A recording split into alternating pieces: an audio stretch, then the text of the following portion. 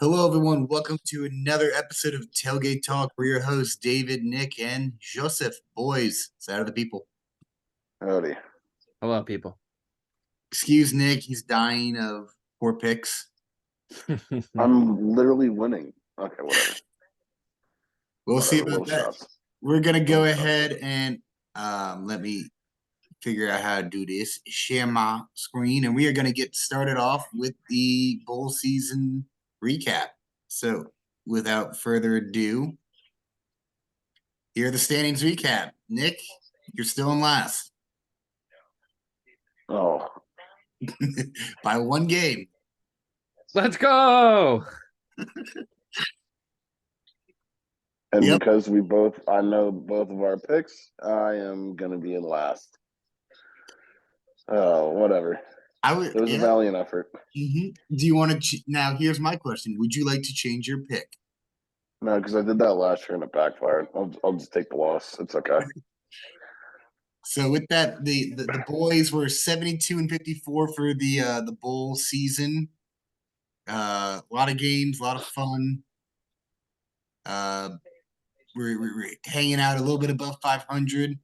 It's been a great college football season from a pick standpoint. Lots of fun.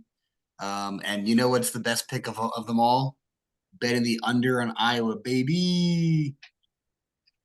Thank you, Nick, for this beautiful Christmas gift. I love it, and my second favorite team is now going to be sitting on my bar forever. So I actually love that. That was a great gift. Appreciate it.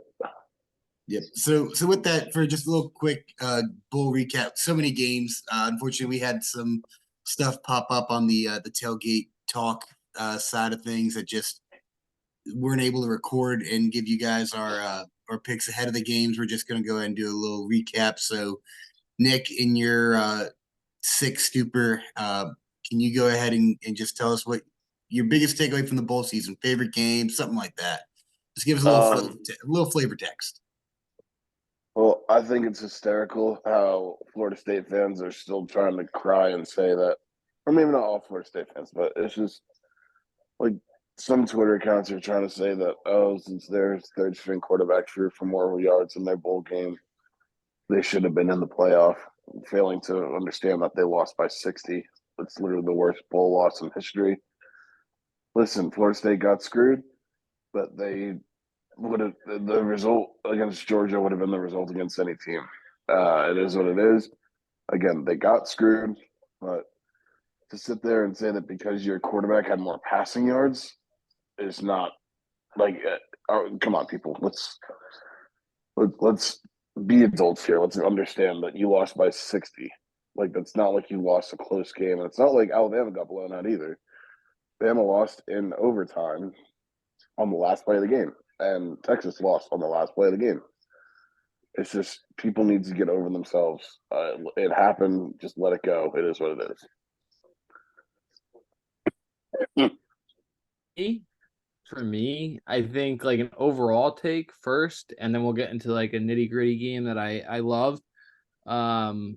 For me, I feel like bowl season has changed, right? Like we can acknowledge the fact that the transfer portal has changed this game. Some recruiting has changed this game, what have you. It is not a end of this season. It's more of a beginning of next season. We got to see a lot of quarterbacks, especially that I'm really excited to see next year, which kind of leads me into my second point. I think one of my favorite bowl games, just based off of like the play, was the Tennessee Iowa game. First of all, I want to bet on it, and number two is I think Nico Amaliava is the real deal. I think Tennessee has something cooking for next year. I'm super excited to tail them next year. He kind of has like a Lamar Jackson like esque twitch to him. And I'm really excited to see what Josh Heupel can kind of cook up with his offensive style to fit Nico Amaliava. So that was one of my favorite games. But the bigger point is just it's fun seeing all of these new players that we haven't really gotten to see this year and see how they step up and respond to playing one of their first starts or one of their first few starts. Tell you, Nico's last name is just asking to go in the transfer portal, basically saying I'm gonna leave you. Yeah. Well, hopefully not, because I think him and Josh made a great team against Iowa. I mean, it is Iowa, but that's a good defense, and Hey, you put some respect on my Hawkeyes. they're They a great kept them below defense. But 36 points. he did not play shabby. He played really well. I'm excited to see what they cook up for him next year. Mhm. Real quick on that Iowa Tennessee game. I mean, Iowa, congratulations! You were one of the, I think maybe the first team ever to get 10 wins and have 3 losses where you got shut out and lost by a total of 92-0. Congratulations! That's a historic feat. You also are the only team in the entire country that had more punt yards than you did offensive yards. It's just amazing. That's They disgusting. were so far ahead in that they had like over 1,000 punt yards more than they did offensive yards going into the game. The Ferentz family deserves to go to jail, straight to jail. That's So, disgusting. yep, I'll put my Hawkeyes away for now. I think for me, Nick, I think you and I had a wonderful bowl season watching wise because we got to see Clemson put up numbers in the fourth quarter, and Cade go with a great game-winning drive at the end. And it was perfectly timed because we were on the golf course having a grand old time getting screwed with by our uncles ahead of us, and they're trying to get us to come into the to run into the bar at the after the round's over because they want us to watch our team lose. And that second we walk in, Clemson puts up the go ahead score. So wonderful moment there. I enjoyed that immensely. That was the best part about College Bowl, along with South Carolina not being in a bowl. So Really quick on South Carolina, they tried dunking on Clemson fans for attendance at the Gator Bowl last year compared to this year, not understanding that they didn't sell the upper deck tickets. And also, the best comeback to that was, okay, but how was your bowl participation this year? How was your attendance this year? It's always fun to dunk on little brother. it's a bit of a weird flex to go to point out your attendance at a game that you guys got your butts handed to you by Notre Dame. Thanks for that, Joe. Appreciate it. You're welcome. You're welcome. So with that, real quick, let's just dive into the college football playoff semifinals. 2 pretty good games. I thought I got a little bit snoozy with the Alabama and Michigan game for the most part, but great finish. I thought you liked good defenses. Yeah, I do, but this one really started to put me to sleep after the New Year's festivities. So it was a good time though. We got now Michigan, the cheaters in the final, and then we had the nightcap of Texas and Washington. So Washington able to come out and hold out. Great defense at the end. Thank you very much, Nick. So any initial thoughts on this matchup before we get into the picks, guys? Yeah, so just based on the recap alone, I'll start with the first game. Michigan, Alabama, some quick thoughts. JJ, and this will kind of lead into my pick later, I guess. So this is a precursor. But like JJ showed the marbles that I don't think any of us thought he had, right? He even when he didn't make any mistakes, that's number one. Like last year, he lost that game for TCU, or arguably helped lose that game to TCU with 2 picks. He didn't do that this year. And it really felt like every time Alabama thought they had the victory in hand, JJ and that offense, and I guess that defense too, I guess just that entire Michigan team, it felt like they were ready to make a comeback. Like they were on the verge of taking that victory back. They were not going to take no for an answer. That was kind of my thoughts on the first game. It was an excellent game. I mean, there's not really much to say. I think Michigan's a dangerous team. That last play in the first game was horrendous. Across Alabama side of things, I don't know how that center did not get pulled. Like, you're a center for Alabama. If I'm a center for Alabama, or if you guys are a center for Alabama, I expect you to be able to snap the ball in a shotgun formation. And it seems like they just could not fully functionally do that. So I don't know, but I'm glad Michigan won, because I don't think that Alabama deserved to be there in the first place. I understand Nick's point in the fact that Florida State got beaten by 60 as well, but they didn't deserve to be there. So I'm glad that Michigan wrote their wrongs of the college football committee. And then the second game, I didn't think Steve Sarkisian called a great game necessarily, but somehow he wound up, I guess, because of the talent of that roster, competing there at the end to try and go ahead. Sad that Texas didn't get it done, but I mean, they were really close, and they're a great team, and I don't think that we should take anything away from that Texas team. I just think Michael Penix was so much better. He's the best quarterback in this playoffs. I'm really excited to see what he can do in the national title game. Those are kind of like my generic thoughts on both games. Yeah, I really wish that I didn't jump off of the Washington train. Would have gotten a couple more picks back when I went against them with Oregon. And I called it a while ago that Penix should have was my Heisman favorite. And I think if you wait till after the bowl season, I think he runs away with it with the way he's been playing. Yeah, no, I mean, arguably he should have won the Heisman, because I felt like I mean, this is a whole different conversation, but every time LSU played a cupcake game, Jalen Daniels, I felt like, stayed in the game the entire game, and they just tried to load up the stats, which I think won him the Heisman this year. I don't know if that's a bold take or not necessarily, but I think that's what happened. And honestly, I think he is the best player in college football.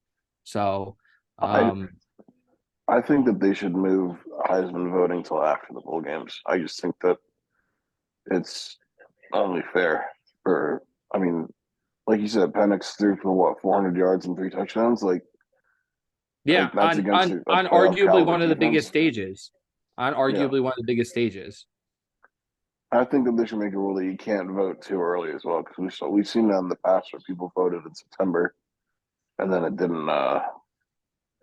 They just, like, a whole season had to play out, and that was the wrong decision. So I think they need to go in and fix when people are allowed to submit their votes. Yeah, I mean, I think we all deserve votes on this show. Oh yeah. So with that, let's go ahead and get into the picks. So for the CFP National Championship, we've got the Washington Huskies against the Steel and Sign Jimbos. So Nick, you want to get us started? Like I said earlier, you and I have the same pick, so I will be confirmed last place. My Tim Tebow speech didn't work. It is what it is. But I think that I've been steadfast that the winner of the Washington Texas game was going to be my pick for the national championship. So I'm going to continue with that. Give me Washington. I think Penix will be the best player on the field. Washington, as long as Penix brings his A game, I don't see how they lose. I think that JJ McCarthy is overrated. I've been on that train for a while. He tried to throw a pick the first play of the game against Bama. He was very lucky that he was out of bounds. I just think when it comes to this type of game, it all comes down to the quarterback, and I think Penix is a lot better than McCarthy. So give me Washington. Yeah. For me, this season had one of the biggest talking points has been Jim Harbaugh and the Michigan Wolverines. It started with recruiting violations for allegedly buying recruits cheeseburgers, and then turned into the Connor Stallions sign stealing business. Mm-hmm. And now allegedly there's a third recruiting violation or a second recruiting violation, another violation, in total 3.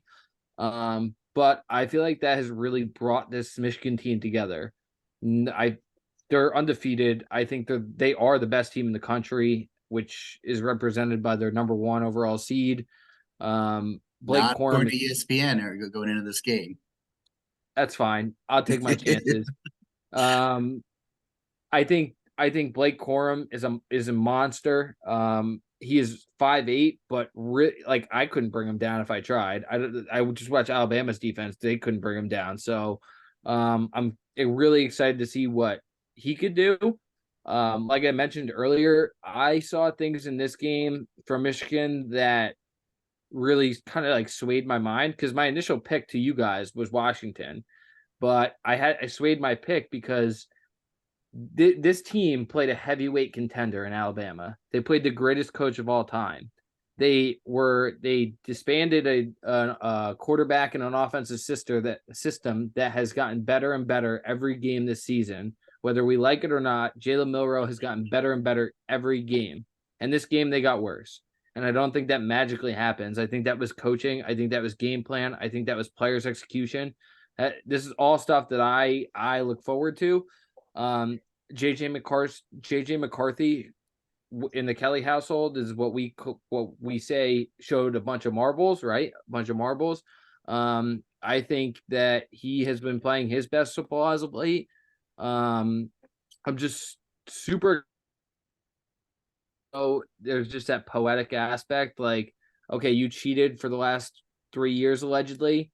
This would be the most poetic way to shut up the haters is by winning the national championship, which is my pick. So I think that they get the most poetic win. They haven't been able to cheat since the beginning of this year. They haven't been able to advance scout because Connor Stallions has been fired unless they're doing it with somebody else. I don't know. But I think that they're gonna pack their lunchbox for this game. They're gonna pressure Michael Penix. They're gonna cut off those short throws that he does to avoid sacks. I think their corners are just as good as any other unit on their team to combat those Washington wide receiver core, which I think is phenomenal. But I just think their corners are just as good.